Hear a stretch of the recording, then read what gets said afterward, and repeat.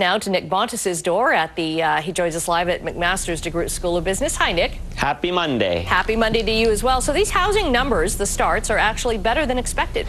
Yeah, it's actually good news. It's a broad-based increase for housing starts, which means that it's across all different types of units, single homes as well as condo units. So that's good news.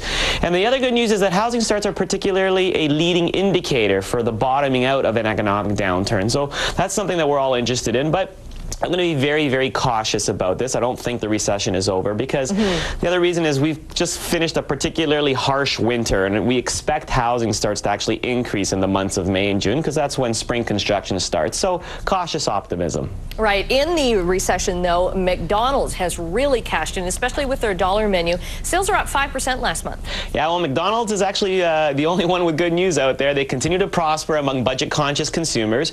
Growth is happening in every region around the world for McDonald's. We know it's a global enterprise. They had huge growth in 3 countries in particular, France, Germany, and Russia. Everybody loves the dollar menu and the value meals, and people are maintaining the core. And the core for McDonald's, of course, are the Big Macs and the French fries, because when the times are tough, people want comfort food, and there's nothing better than affordable comfort food. Right. Speaking of affordability, Air Canada and WestJet, traffic's way down.